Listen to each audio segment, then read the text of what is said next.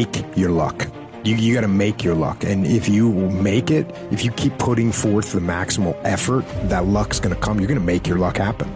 We lie to ourselves. We don't tell ourselves the way things really are. And when we do that, then we can't fix our problems. If we can't fix our problems, we're not going to improve. So we have to be truthful to ourselves. I have to be truthful to myself. You have to be truthful to yourself. You have to stop rationalizing, stop making excuses, stop telling yourself little watered down assessments of where you're really at. Tell yourself the truth so that you can get where you want to go. You can be who you want to be. You can be who you should be. Who you should be when you do what you know you should do, when you pay attention to the little things, when you implement discipline, true and unflinching and unmitigated discipline in your life, when you stop trying to find a sweatless solution, when you look for weaknesses to work on, when you allow no easy excuses. And all that starts when you stop lying to yourself. When you stop lying to yourself, that's when you can become who you know you should be. When you tell yourself the truth about where you are so you can make sure you are in the right place. And if you're not in the right place, then you can get yourself on the path to get there. The path of discipline, the path of hard work, and the path of truth. As a leader, you have to be balanced, right? You have to be balanced. So let's just take humility and ego, because we're looking for people that are humble. But at the same time, you can have someone that's so humble that they lack confidence. That's bad.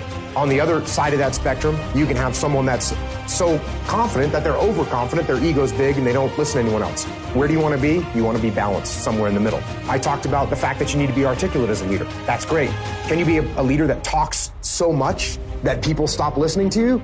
The other end of the spectrum is you are a leader that doesn't say enough, and now the team doesn't know what direction they're supposed to be going in. So where do you want to be? You want to be somewhere in the middle. You want to be balanced. You're not going to make any excuses. You're not going to blame anyone else. You're going to take ownership of whatever happens. And when something goes wrong, instead of pointing fingers and blaming someone else, you're going to take ownership of that problem. You're going to take ownership of figuring out what the solution to that problem is, and you're going to take ownership of implementing that solution. So that is the number one thing that I'm looking for a leader to do, is to take ownership of the problems. And again, we call that extreme ownership.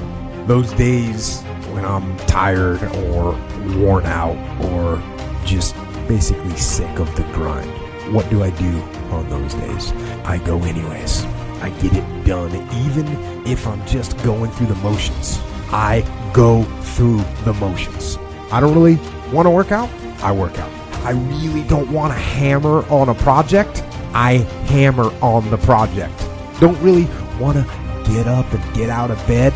Yeah, I get up and get out of bed. Now, these could be signals that you need some time off. And those signals might be right. They could be correct.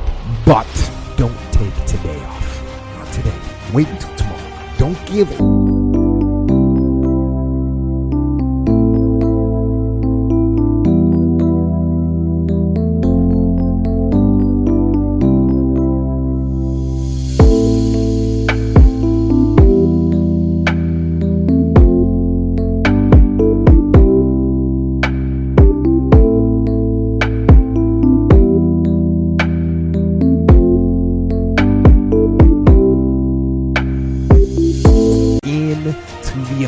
Gratification that is whispering in your ear.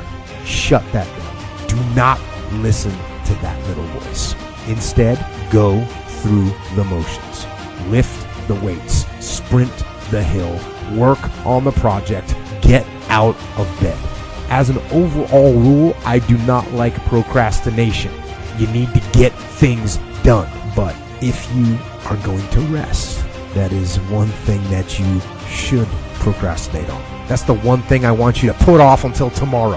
And if, when tomorrow comes, you still feel like you need to rest or you need to take a break, then okay, take it. But the chances are you won't. You won't need that rest. Chances are you will realize that the desire to rest was just weakness. It was just the desire to take the path of least resistance, the downhill path, the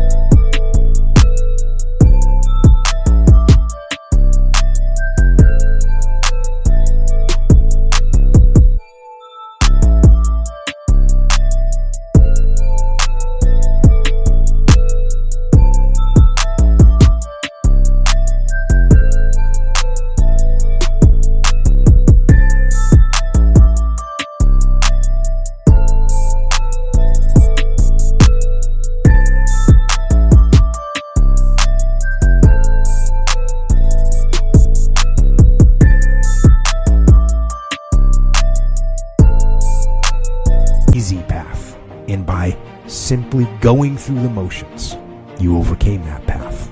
And you stayed on the righteous path, the disciplined path.